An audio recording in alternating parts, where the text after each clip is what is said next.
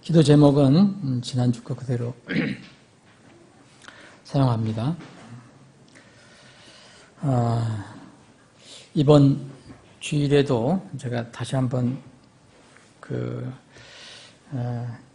광고를 드리겠지만 수요일날 나오시는 분들이 별로 없어서 헌정자매님 치료는 오늘 나오셨지만 치료는 이제 잘 될 겁니다. 이제 통보 받으신 분은 받으셨겠지만 이 몸에 이게 전신에 이게 퍼지질 않았어요. 그래서 그 선생님이 치료할 수 있다 얘기하셨습니다. 다만 이제 항암 치료 기간에 이제 잘 이게 섭생을 하고 견뎌야 됩니다. 이제 잘 이길 수 있을 것으로 믿습니다. 그래서 우선 몸에 이렇게 균이 퍼지질 않아서 우선 여기 그 부위하고 꼭 올라가는 그 임파선 그쪽에만 저도 사진을 봤는데 거기 가서 중단됐어요. 이렇게 올라가다가 거기 중단이 됐어요. 그래서 그거를 집중적으로 이제 항암 치료를 하고 그 다음에 그 상태에 따라서 수술할 것이냐 아니면 다른 이렇게 방법을 결정합니다. 저는 믿기로는 이제 이게 항암 치료 받으면서 완전히 깨끗이 그 암세포가 사라져서 수술을 하지 않아도 될 수 있을 것으로 이렇게 믿고 기도하고 있습니다. 그래서 우리 화장님 오늘 나오셨는데 우리가 믿음이라는 것은 보이지 않는 거기 때문에 때때로 우리가 이제 어려움을 겪을 수가 있어요.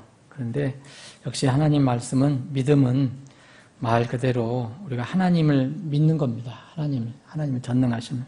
조금 전에 우리가 주의 이름을 찬송했는데 전능하신 분이라는 것을 우리가 믿는 거 아닙니까? 전능하신 분. 그리고 그분은 긍휼이 많으신 분이라는 거. 그래서 정말 감사합니다. 그 의사분이 이렇게 감사하네요. 그러면서 몸에 다 퍼지지 않았네요. 그러면서 그분이 그렇게 얘기를 하더라고요. 그분은 아주 독실한 크리스찬이래요.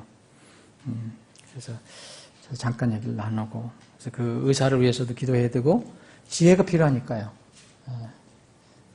그리고 우리 허자매님 위해서는 잘 이렇게 견딜 수 있도록 여러분들 기도해 주시기 바랍니다. 그래서 어제 올 때 상당히 기분이 좋더라고요. 사람이라는 게 이게 어쩔 수 없는 것 같아요. 이렇게 그 이야기를 듣고 이제 오니까 굉장히 기분이 좋고 밥을 안 먹어도 배부른 것 같고 그런 느낌이 있었어요. 근데 여러분들이 오늘 기도하시니까 오늘 이제 수요 예배는 주로 기도를 많이 하는데 우리가 기도가 왜 정말 능력이 있고 또 필요하냐? 왜 주님께서 이렇게 명령을 하셨을까? 우리 허자매님을 위해서 여러분들이 엄청나게 기도하시는 건 내가 알고 있어요. 릴레이 기도하시고 금식하고 기도하시고 그런 걸 알고 있는데 우리가 어떤 상황에서든지 하나님의 전능하심과 긍휼, 사랑을 우리가 잊지 말고 그분께 매어달리는 기도는 꼭 필요하다. 사실 허자매님 그 판정 그 문제가 해결이 되니까 제가 또 하나 이제 고민거리가 하나 생겼어요. 그래서 한 이틀 동안 아주 지금 복잡했었거든요. 근데 조금 전에 해결이 됐어요. 뭐냐면 여러분들 기도를 꼭 필요하다. 그런 차원에서 제가 말씀드리는 거예요. 지난 3월에 저희들이 그 목회자들 모임이 있었어요. 인천에서. 근데 그때 어느 이제 외국인 그 성유사님 목사님이 저한테 지나가는 말로 9월 달에 9월 첫째 주에 이렇게 우리 교회 창립 예배 좀 인도해 주십시오. 그런 얘기를 했었어요. 그래서 가능하면 해드리죠. 그랬거든요. 근데 그것이 끝이었어요. 끝이었는데 며칠 전에 연락이 온 거예요. 예, 9월 14일 날 내려오라고. 그럼 9월 14일 날 이게 다음 주잖아요. 다음 주. 이번 주 말고 다음 주잖아요. 그래서 나는 기억하기로는 9월 첫째 주인 줄 알았는데, 근데 이제 명절이, 보니까 명절이에요. 근데 연락을 안 오기 때문에, 이게 취소됐든지, 뭐 이렇게 됐는가 보다. 그래서 나한테 연락을 안 하구나. 그래서 내가 확인을 안 했어요. 당초는 9월 7일이었거든요. 9월 7일. 근데 아마 거기서도 이게 명절인지를 생각을 못하고 9월 7일 날 이렇게 생각했는가 봐요. 그때 이제 창립 기념일인데 몇 년 했어요. 근데 창립 그 예배를 드린지 못한 거예요. 그러니까 그 목사님이 정식으로 이렇게 회중들이 결의해서 그 목사님을 옹립하고 하는 창립식을 못한 거예요. 늘 그게 마음이 걸렸다는 거예요. 근데 누가 도와줄 수 있는 사람이 없었고 자기도 경험이 없었대요. 그래서 그걸 좀 도와줄 수 있느냐. 이번에 그 경험해서 이렇게 창립 예배를, 기념 예배를 할 수 있느냐. 그래서 저는 그냥 그때 6개월 후니까 가능하면 해드리죠. 이렇게 했는데 그 뒤로는 잊어버리고 있었던 거예요. 9월 첫째 주로만 해갖고. 근데 며칠 전에 연락이 왔어요. 9월 14일 날 내려오라고. 여러분 어떻게 하면 좋겠어요? 9월 14일. 9월 14일에는 원희 선교사가 10일 날 오고 14일 날 첫 예배고 나하고 약속하기는 이게 온 식구들 다 이렇게 조인식을 하기로 했고 베트남에서 또 가족이 온다 그랬잖아요. 그 한 가족이. 이거 곤란하더라고요. 그래서 내가 전화를 해서 날 깜빡 9월 14일이라는 것은 전혀 모르고 있었다. 9월 7일로 내가 얼핏 알고 있었는데 나한테 리마인드를 안 해줘서 이게 취소됐든지 연기됐든지 그래서 나는 그걸 완전히 잊어버리고 있었다. 그랬더니 거기도 이제 깜빡하고 나한테 이제 이렇게 미리 상기해서 연락을 못 한 거예요. 다만 이제 자기들이 이렇게 결정한 거예요. 이게 9월 7일 보니까 명절이라 한 줄 그냥 늦춘 거예요. 14일로. 그리고 나서 나한테 연락 온 거예요. 그런데 벌써 이미 그 다른 사람들한테는 또 그날 그 모임을 갖는다고 다 통보를 했다는 거예요. 곤란하더라고요. 그래서 이게 진짜 고민이더라고요. 이거 다른 사람이 도와줄 수도 없고 그걸 어떻게 취소할 수도 없고 그것도 또 내가 내려갈 수도 없고 어떻게 해야 됩니까? 이럴 때는 굉장히 마음이 불편해요. 그래서 내가 한 주 연기하면 안 되겠느냐. 근데 이미 다 연락을 해서 어렵다는 거예요. 그래서 그러면 우리 기도하자. 그래서 이제 기도를 하기 시작했습니다. 자, 또 이제 14일이니까 빨리 결정을 해야 되니까 내가 7일날 한다 그러면 내려가겠다. 명절에도. 7일날에 원래. 그랬는데 명절이라 어렵다는 거죠. 그러니까 14일날 하기로 했다. 그러면 기도하자. 그래서 좀 기도를 했습니다. 정말 이 기도할 때 뭐냐면 이럴 때 솔로몬의 지혜가 필요합니다. 그래서 나는 내려갈 생각을 얘기를 해보고 우리 김 지사님하고 우리 집사람하고도 얘기하니까 아무래도 그 작은 교회고 또 힘들게 이렇게 하려고 하는데 어떻게든 지금 도와줘야 되는 거 아닌가 하는 생각이 들어서 가기로 내가 가야 되겠다 이렇게 통보를 했어요. 그런데도 마음이 굉장히 불편한 거예요. 왜 손님도 오고 언니 선교사 가족도 오는데 과연 이게 가능할까? 그래서 언니 선교사한테 연락을 해서 이런 상황인데 어떻게 생각하냐 그랬더니 걱정하지 말고 다녀오세요. 그러더라고. 그래서 그래도 마음이 불편해요. 그래서 다시 내가 그 교회에 여기 우리 선교사님들 여기 있잖아요. 원주 포토 패클리바라는 분이에요. 다시 연락을 했어요. 나한테 하루만 여유를 달라. 하루만 여유 달라. 어제 연락을 했어요. 네, 그래서 기도를 해야 되겠다. 그리고 난 뒤에 내가 기도 후에 내가 마지막 그 결정을 해서 연락 주겠다. 내가 가게 되든지 못 가게 되든지 연락을 하겠다. 그래서 정말 어제 저녁부터 계속 그 기도를 한 거예요.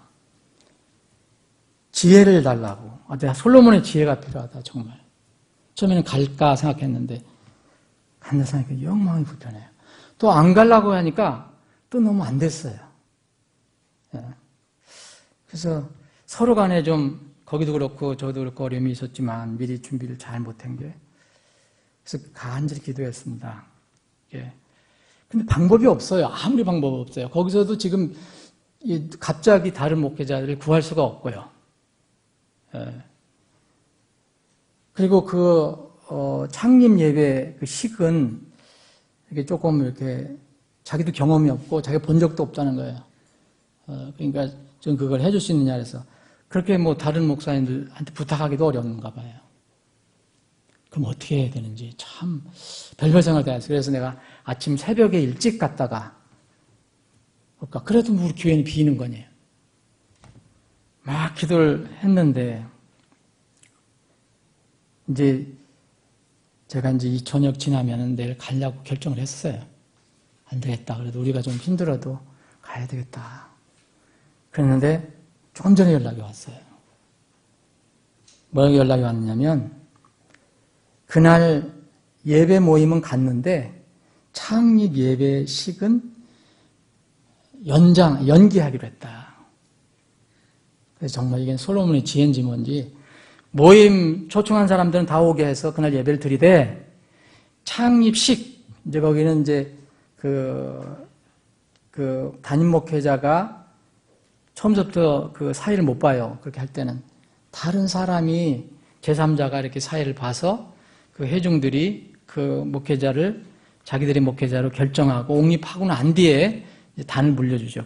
그분이 와서 하는 그런 식을 좀 하고 싶다 그랬던 건데 그래서 그냥 자기들이 이제 그날 모여서 매년 예배를 드렸으니까 그날 그런 창립 예배는 모이면 갖겠다. 근데 창립식은 다음 기회에 하겠다. 그렇게 연락이 왔어요. 아무 걱정하지 마시고 다음에 도와달라고. 얼마나 속이 불안한지 아휴 이런 경우 춤이었어요. 진짜로. 어떻게 해야 될까? 내가 혼자 결정하면은 쉬울 것 같은데 다른 사람하고 연결된 거, 다른 교회하고 연결된 거는 정말 어렵더라고요.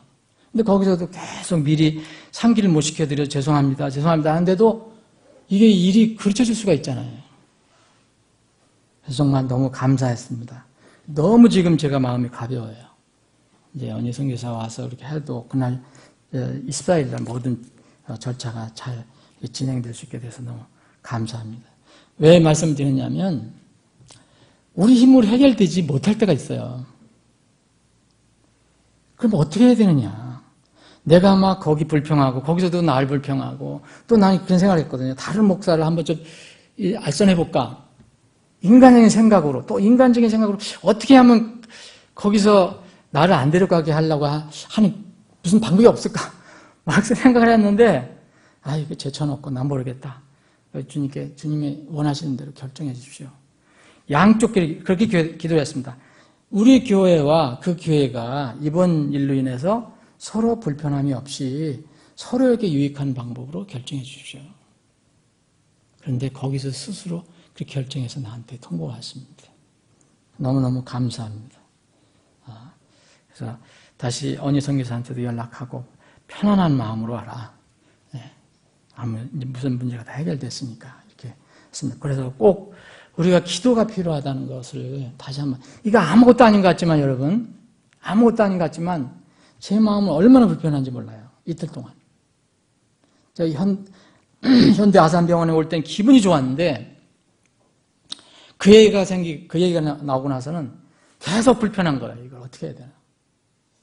우리 집사람하고 지혜를 모아도 뭐 별 다른 방법이 없어요. 이렇게 상처는 서로 받겠구나 생각했는데 정말 거기가 이게 아주 서로 기분 좋게 이렇게 해결이 됐습니다. 그래서 다음에 창립식 할 때는 언제든지 미리 충분한 시간을 두고 연락해줘라. 내가 우리 교회가 도와줄 거다. 이렇게 얘기를 했습니다. 여러분들 작은 일이든 큰 일이든 우리의 어떤 문제를 내가 스스로 해결하려고 하지 말고 주님의 지혜를 구할 필요가 있습니다. 우리 계속 금년부터, 여러분 그거 우연이라고 생각하지 않아요, 저는. 금년부터 저희가 기도에 관해서 하나님 어떤 그 감동이 있어서 우리 기도 공부도 해봤잖아요. 저도 기도 시간이 많이 늘어났고요. 근데 그것을 더 주님께서 그것을 통해서 우리에게 축복을 주시려고 하는지, 이제 우리가 느슨하고 게으르고 또 이렇게 나태하지 않게 큰 기도 제목을 줬어요. 헌정자매를 위해서 하는 큰 기도 제목이 있어요. 물론 이제 의술로도 이제 치료할 수가 있게 됐지만, 여러분 혹시 더 상태가 나빴더라도 여러분들 절망하고 기도 안 할 겁니까? 그럴수록 더 우리는 기도하는 거죠. 그죠? 하나님은 살아계신 분이고 하나님께서는 모든 것을 이렇게 해결해 주실 수 있고 전능하신 분인데, 뭐 상황에 좋은 거는 우리 힘으로도 할 수 있는 거 아니에요? 정말 안 될 것 같은 거, 어떻게 할 수가 없을 거, 이것을 해도 상처가 있고 이것을 해도 상처가 있을 때 하나님께 기도했더니 주님께서 절묘한 방법으로 해결해 주셨어요. 그래서 우리 기도 정말 여러분들이 이렇게 힘을 모아서 함께 기도해 주시기 바랍니다. 저는 믿기로는 이번 우리가 기도하는 동안에 항암 치료하는 기간에 정말 놀라운 일이 일어날 것이라고 저는 생각합니다. 하나님께서는 그게 놀라운 일이 아니에요. 그죠? 하나님께는 기적이 없는 거예요. 하나님께 무슨 놀라운 일입니까? 우리가 볼 때 그런 거죠. 우리가 볼 때. 그런 일이 일어나도록 여러분들 계속 전능하신 하나님께 기도하시기 바랍니다. 오늘 제가 조금 고향이 돼서 그런지, 제가 명절이 다가와서 고향된 게 아닙니다. 오늘 이 기도 제목이 짧은 기간 동안의 기도 제목이 응답돼서 너무너무 감사했습니다. 자, 오늘은 18절부터 21절까지를 보겠습니다. 내가 너희 모두를 가리켜 말하지 아니하노니, 제가 문맥을 이해를 돕기 위해서 17절부터 다시 한번 중복해서 읽겠습니다. 너희가 이것들을 알고 그것들을 행하면 행복하니라. 내가 너희 모두를 가리켜 말하지 아니하노니 나는 내가 택한 자들이 누구인지 아노라. 그러나 나와 함께 빵을 먹는 자가 자기 발꿈치를 들어 나를 대적하였나이다. 한 성경 기록이 성취되게 하려 하노라. 그것이 일어나기 전에 내가 지금 너희에게 말하는 것은 그것이 일어날 때에 내가 그인 줄을 너희가 믿게 하려 함이니라. 진실로 진실로 내가 너희에게 이르노니 내가 보내는 자를 받아들이는 자는 나를 받아들이며 나를 받아들이는 자는 나를 보내신 분을 받아들이느니라. 예수님께서 이렇게 말씀하시고 영으로 괴로워하사 증언하여 이르시되 진실로 진실로 내가 너희에게 이르노니 너희 중에 한 사람이 나를 배반하여 넘겨주리라 하시니. 21절까지 보겠습니다. 이 부분 이제 네 절인데, 이 네 절은 저는 이렇게 기억하기 위해서 이렇게 제목을 달아봤습니다. 영이 괴로워하시는 주님의 증언. 주님께서 제자들에게 이 내용을, 우리가 읽은 이 부분, 오늘 짧은 글은 사실 괴로운 내용입니다. 이게 즐거운 내용이 아니에요. 주님도 영이 괴롭다고 말씀하셨어요. 주님께서 제자들에게 너희가 이것들을 알고 그것들을 행하면 행복하니라. 이 17절에서 말씀하신 이 말씀은 지금 예수님 앞에 있는 12제자 모두에게 해당되는 말씀이 아니었습니다. 이 말씀은 주님의 택함을 받은 사람들에게만 해당되는 거였어요. 여기 18절에 다 너희들이 그런 것이 아니고 너희들 중에 하나는 이런 사람 아니냐. 내가 진실로 택해서 나를 따르는 이 너희들은 정말 내가 이야기한 거, 이것들을 알고 그것을 행하며 행복한 사람이지만 이 말은 너희 모두를 가리켜 말하는 것이 아니다. 나는 내가 진실로 택해서 내 택함을 받은 사람이 누군지 안다. 그런데 그렇지 않은 사람이 있다. 그러시면서 주님께서는 구약 시편에 있는 말씀을 인용을 하십니다. 이 말씀은 시편 49편에 있는 말씀이에요. 41편에 있는 말씀이에요. 41편 9절에 있는 말씀이에요. 이 말씀을 인용하시면서 한 사람은 이제 벌을 받고 이제 그 사람에 의해서 내가 영이 괴로워졌다. 이렇게 지금 심정을 토로하고 계신 겁니다. 예수님께서는 자신이 택하여서 정말 구원받은 제자들이 누구인지 잘 아시죠? 근데 우리는 사람의 마음을 들여다볼 수가 없어요. 그런 능력은 없습니다. 대신 주님께서 하신 말씀을 알고 행하는지 여부에 따라서만 우리가 판단할 수 있습니다. 가룟 유다는 겉으로 분명히 주님의 제자였어요. 제자들도 다른 제자들도 다 똑같이 생각했어요. 아무도 의심하지 않았어요. 겟세마네 동산에 나타날 때까지 이 가룟 유다가 그 몽둥이를 든 이게 로마 이 병정들과 함께 나타나기 전까지 예수님을 고발해서 잡아가게 할 때까지 가룟 유다는 정말 하나님의 자녀 그리고 예수님의 제자인 줄 알았어요.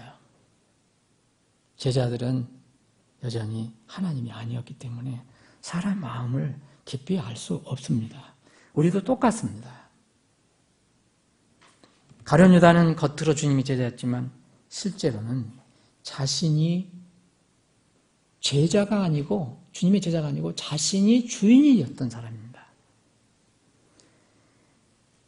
제자와 종으로서 주님을 섬겨야 하지만 그는 자신의 유익을 위해서 주님을 자신의 종으로 사용했습니다.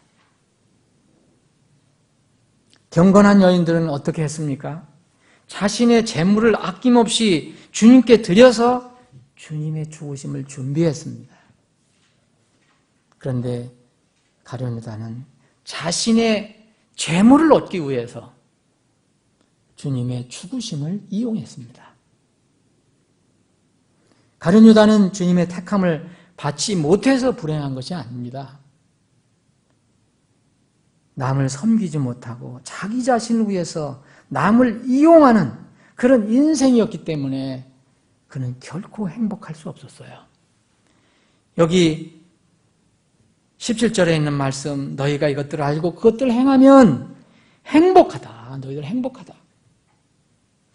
남을 섬겨야 된다는 거. 예수님께서 남의 발을 씻어준 거, 제자들 발을 씻어준 것처럼 종이 돼서 낮은 자리에 가서 내 유익을 위한 게 아니고 다른 사람을 위해서 이렇게 할 때 정말 그 섬기는 사람 마음에 정말 행복감이 솟아오르고 진실로 하나님 보실 때 그 사람이 행복한 사람이다라고 말씀하셨는데 유다는 그렇지 못했습니다. 가룟 유다는 자신의 주인을 섬기지 않고 주인을 오히려 이용해서 재물을 얻었죠. 은 30냥을 얻었습니다. 과연 자기가 추구하는 재물, 자기가 많은 돈이 있으면 행복했을 거라고 생각했을 건데 정말 은 30냥이면 적은 돈이 아닙니다. 그런데 그가 행복했을까요? 그렇게 돈을 원했는데 그는 행복하지 않았습니다. 그는 예수님께서 억울하게 정죄받으신 것을 보고 양심이 살아나서 제사장들과 장로들에게 달려갔어요. 그러면서 이렇게 고백을 합니다. 내가 무죄한 피를 배반하고 넘겨서 죽게 했다. 내가 이런 죄를 지었다. 이렇게 고백을 합니다. 제사장들하고 장로들에게. 그리고 그 받은 돈을 돌려주려고 합니다. 그러면 그 돈을 돌려주면 그래도 마음의 양심이 좀 편해질까 해서. 그런데 수제사장들과 장로들은 얼마나 냉정했습니까? 돈을 다시 받지를 않습니다. 거절합니다. 이렇게 되니까 이 가룟 유다는 심한 딜레마에 빠지게 됩니다. 이렇게 할 수도 없고 저렇게 할 수도 없고 돈은 안 받지. 어떻게 할 수가 없는 거예요. 돈이나 받으면 그 길로 가서 뭔가 좀 돈이라도 다시 저 반납하고 주님께 갔을지도 혹시 모르는데 돈도 안 받고 어떻게 해야 되는가. 그러니 돈을 안 받으니까 그 얻은 돈은 자기 거 아닙니까? 예수님을 판 대가로 자기가 가지고 있는 거 아닙니까? 냉정하게도 이 수제상들이 뭐라냐면 그것이 네가 돈을 안 받는 거하고 무슨 상관이 있느냐. 이미 네가 받았는데 내가 그것과 상관하라 이렇게 얘기합니다. 냉정하게 얘기합니다. 이 냉정한 말에 유다의 절망은 극도에 달합니다. 그냥 그 돈을 성전에 내던집니다. 내던지고 떠나가서 예수님께 가지도 못하고 목을 메어 죽습니다. 유다는 자신의 품속에 당시 큰 돈이었던 은 30냥을 가지고 있었지만 그 돈을 얻는 순간 그 돈을 얻으면 즐거울 것이라고 생각했던 행복할 거라고 생각했던 그 생각은 순식간에 사라져버렸습니다.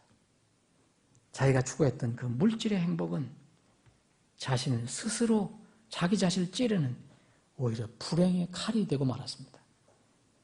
이 이야기는 디모데전서 6장에 바울 사도가 디모데에게 보낸 편지에서 나와 있어요. 돈을 사랑하는 것이 얼마나 무서운 거냐. 돈 자체가 나쁜 게 아니고 돈을 추구하고 돈을 사랑하는 것이 얼마나 무서운 거냐. 결국은 자기를 찌른다고 했습니다. 예수님께서 가룟 유다에게 배반을 당하신 이 사건은 이미 예수님께서 성육신 이전에 1000년 전에 성육신 하시기 전 1000년 전에 다윗의 입을 통해서 대언이 된 겁니다. 시편 41편 9절이 바로 그 말씀입니다. 여기에 있는 거 바로 나와 함께 빵을 먹는 자가 자기 발꿈치를 들어 나를 대적하나이다. 이것은 예수님 오시기 전에 1000년 전에 예언이 된 건데 실제로 시편 41편은요. 여러분 아무리 눈을 씻고 찾아봐도 예수님이라는 이름은 없습니다. 거기에는 다윗이 실제로 자신이 겪은 고통스러운 일을 상기하면서 기록한 겁니다. 주인공은 다윗입니다. 거기에 참으로 거기에 시편 40편 9절에 보면 이런 말이 있습니다. 참으로 내가 신뢰한 나의 친구, 나의 친한 친구, 곧 내 빵을 먹은 자. 다윗이 고백할 때 이 사람, 해당되는 사람이 누가 있었을까요? 여러분 이때는 다윗이 막 쫓겨다닐 때예요. 누구한테 쫓겨다니냐? 사울한테 쫓겨다닌 게 아니에요. 자기 아들들한테 쫓겨다닐 때. 아마도 이 사람, 시편 41편 9절에 예언되었던 내가 신뢰한 나의 친구, 곧 내 빵을 먹은 자는 다윗이 신뢰한 아주 극진히 신뢰했던 친구가 하나 있었어요. 좋은 자가 있었어요. 아히도벨입니다. 저는 이 아히도벨이 아닌가라고 생각해 봅니다. 근데 이 아히도벨이 나중에 배신을 합니다. 압살롬이 권력을 잡을 것 같은 느낌이 드니까 그 아버지 대적을 하여 일어났던 그 아들 압살롬 편에 가담합니다. 이제까지 친구였던 좋은 자였던 다윗 왕을 배신하고 맙니다. 근데 여러분 사무엘하 17장을 보면 이제 이 아히도벨이 계략을 써갖고 압살롬에게 얘기합니다. 너의 아버지 다윗을 어떻게든지 패망시키려면 멸망시키려면 이렇게 해야 된다. 그런데 그 계략이 먹히지가 않습니다. 이제 그것을 깨닫고 그는 스스로 목숨을 끊습니다. 아주 비슷해요. 유다처럼. 이것이 바로 예수님께서 친히 인용하신 거예요. 그러시면서 여러분들 여기 보세요. 19절에 보면 그것이 일어나기 전에 내가 지금 너희에게 말하는 것은 그것이 일어날 때에 자 예수님께 18절에 시편 41편 9절에 있는 말씀을 인용하셨어요. 그러나 한 성경 기록이 성취되게 하려 하노라. 분명히 옛날 대언된 말씀을 지금 인용하신 거 아닙니까? 그러시면서 19절에 보면 이런 것이 일어날 때에 내가 그인 줄을 너희가 믿게 하려 함이라. 여기서 뭐겠습니까, 여러분? 나와 함께 빵을 먹는 자가 자기 발꿈치를 들어 나를 대적하였나이다. 그런데 나와 함께 빵을 먹은 자, 그게 아이도벨이었는데 자기 발꿈치를 들었다. 아이도벨인데 나를 대적하여, 여기는 다윗이었지만 예수님께서는 이렇게 얘기하십니다. 내가 그인 줄을 알아. 바로 시편 40편 이 구절에 있는 것은 당시 다윗이 고백을 했지만 놀랍게도 이 대언은 이중 대언이었습니다. 그래서 이 대언은 바로 예수님에 관한 대언이었습니다. 여러분 여기 19절에 있는 말씀 내가 그인 줄 너희가 믿게 하려 함이라 그랬어요. 구약과 신약이 합해서 성경이 완성됩니다. 여러분 구약이 없으면 신약을 온전하게 이해하기 어렵습니다. 어떤 사람은 신약만 얘기하는데 구약 필요 없다고 얘기하는 사람은 정말 넌센스입니다. 여러분 구약이 없으면 신약을 온전하게 이해하기 어렵습니다. 여러분 히브리서를 구약이 없다면, 구약에 대한 지식이 하나도 없다면 히브리서는 완전 혼란이에요. 혼동이에요. 이게 무슨 말인가? 구약이 있기 때문에 히브리서가 이해가 돼요. 여러분 마태복음도 비슷합니다. 구약이 없으면 마태복음 온전히 이해 못합니다. 또 신약의 계시와 설명이 없으면 구약의 대언을 온전히 파악하기 어렵습니다. 여러분 시편 지금 40편 9절에도 만날 우리는 다윗의 이야기만으로 생각했을 거예요. 예수님 말씀이 없으면, 이 신약에 기록된 게 없으면. 근데 우리는 이게 이중 대언이 되었다. 다윗에 해당된 거 있지만 동시에 다윗의 아들 왕으로 오신 예수님에게 해당된 대언이었다는 것을 알게 됩니다. 제가 추측한 게 아닙니다. 예수님이 그렇게 직접 말씀하지 않습니까? 내가 그인 줄을 너희가 믿게 하리라. 그래서 우리가 성경을 보면 구약이나 신약이나 예수 그리스도를 찾아낼 수 있는 거예요. 그래서 여러분 누가복음 24장에 보면 그 엠마오로 내려간 제자들 책망한 이유가 그거 아니에요. 예수라는 이름은 없어요. 성경에, 구약 성경에. 그런데 세상의 메시아, 곧 구원자 예수 그리스도가 곳곳에 있습니다. 시편 기자, 다른 대언자의 글 다 나에 대해서 기록하였으니라고 말씀하시지 않습니까? 이렇게 주님께서 구약의 시편 말씀을 인용해서 자신에 관해서 말씀하신 것, 우리 성경을 읽는 우리는 얼마나 동감할까요? 주님께서는 자신의 제자 중에 한 사람이 자신을 배반해서 이제 팔아버릴 것이라는 걸 알고 계셨습니다. 모르셨다면은 모르는데 알고 계시는 거예요. 그러나 그것을 미리 알고 계셨지만 예수님은 피하려고 하시지도 않았습니다. 그리고 자신을 배반할 제자를 미리 어떻게 조치하시지도 않았어요. 그대로 그 사건이 이루어지는 것을 지켜보셨습니다. 아니 이미 예언된 하나님의 말씀이 성취되도록 자신의 모든 것을 그 예언, 대언의 말씀에 맞추어 가셨어요. 여러분 여기서 중요한 것을 한번 또 우리가 생각해 봐야 됩니다. 주님께서는 자신이 극도의 위험에 처해져 있어요. 극심한 정신적 고통 속에 있었어요. 여기 그랬잖아요. 영으로 괴로워하사. 그럼에도 불구하고 예수님은 자신의 안전과 유익을 위해서 움직이지 않으셨어요. 오직 아버지의 대언의 말씀 먼저 생각하셨습니다. 이미 아버지 입에서 나온 말씀을 취소하거나 무효할 수 있는 것은 이 세상에 아무것도 없습니다. 하나님이 살아계신 하나님이라면 그분의 말씀도 살아있는 분명한 말씀입니다. 피조물 사람이 하나님의 말씀을 대하는 가장 지혜로운 태도는 무엇이 되어야 할까? 여러분들과 제가 하나님 말씀을 대할 때 어떤 태도가 가장 지혜로운 것일까? 하나님의 말씀은 사람들이 분석하고 연구하고 논리를 가지고 토론하고 이럴 대상이 아닙니다. 때로는 공부가 필요합니다. 그런데 그러한 분석 대상, 논쟁의 대상이 아니에요. 하나님의 말씀은 사람들이 다 이해를 하든 못하든 그저 그 말씀 앞에 겸손히 무릎을 꿇는 그것이 되어야 합니다. 이것을 예수님은 우리에게 본으로 보여주신 것입니다. 예수님이 이미 대언된 성경 말씀이 성취되는 것을 최고의 가치로 여기셨어요. 여러분, 겟세마네 동산에서 이제 가룟 유다가 로마 살기등등한 로마 병정들을 데리고 왔어요. 대치가 됐잖아요. 양쪽에. 제자들하고 11 제자들하고 그 가룟 유다하고 로마 병정하고 대치가 됐어요.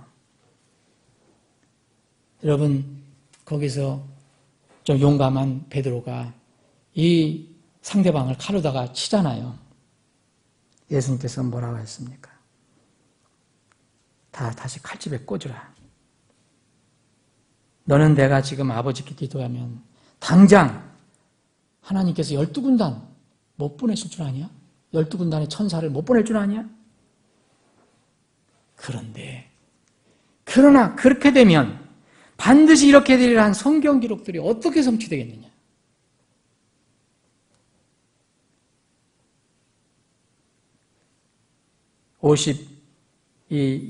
마태복음 26장 56절에 보면 또 이런 말씀입니다. 그러나 이 모든 일이 일어난 것은 대언자들의 성경 기록들을 성취하려 합니다.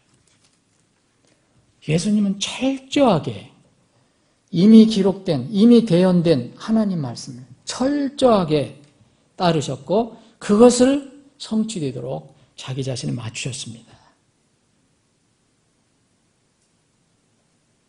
하나님의 말씀은 반드시 성취된다는 이렇게 하나님 말씀이 있습니다. 그러면은 이런 성경이 우리가 정확 모호하다고 믿습니다. 그러면 그 대언도 반드시 정확하고 무호하게 이루어질 것이라는 것은 명약관화합니다. 저는 정확하고 무호하다는 표현은 조금 약하다고 생각합니다. 차라리 성경 기록의 성취는 무섭다. 저는 그렇게 생각이 돼요. 하나님 말씀을 무시하거나 경홀히 여기는 사람들은 참으로 어리석은 사람입니다. 이것은 어리석은 것이 아니라 만용을 하는 사람이에요. 만용을 부리는 사람입니다. 만용 여러분 뜻 아시죠? 무모하게 용감하게 일을 하는 사람들. 어떻게 세상의 피조물이 하나님의 말씀 성취되는 것을 막을 수 있습니까? 세상 사람들은 하나님의 말씀을 믿지 않고 무시하고 또 심지어는 제자들도 이 겟세마네 동산에서 하나님의 말씀이 성취되는 것을 지켜보지 못하고 세상으로 도망하고 맙니다. 여기에 마태복음에 보면 이 대언자들의 기록들이 성취되려 함이라 이렇게 말씀하셨는데 이에 제자들이 다 그분을 버리고 도망하니라 그랬어요. 지금 이때의 그리스도인들이 이 성경 대언에 대해서 어떻게 생각하고 있는가? 사랑하는 여러분, 여러분은 하나님 말씀 어떻게 대하십니까? 단순히 좋은 교훈이 담겨있는 책이냐?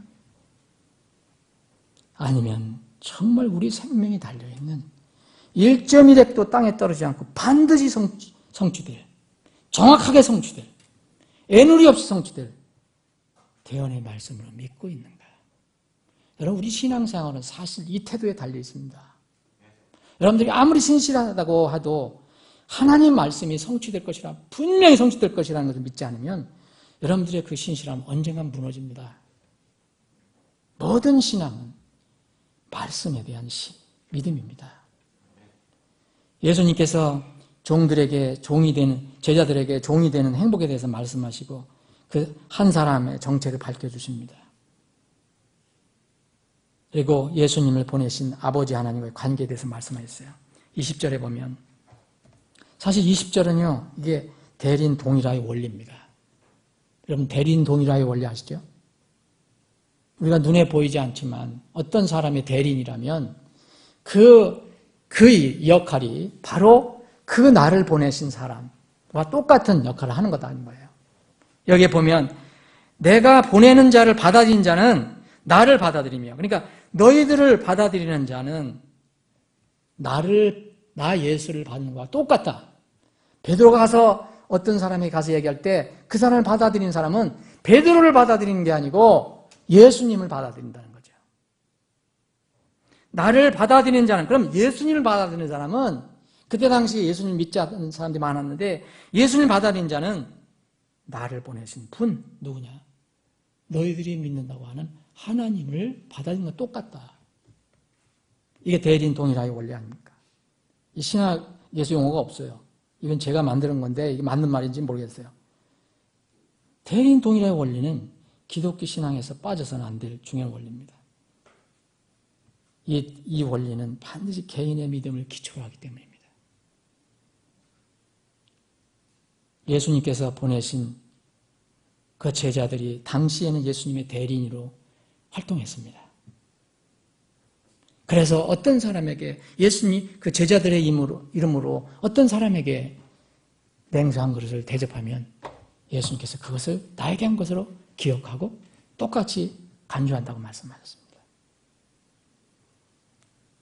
지금 이 시대에는 예수님이 이제 교회의 모든 성도들에게 명령을 주시고 승천하셨습니다.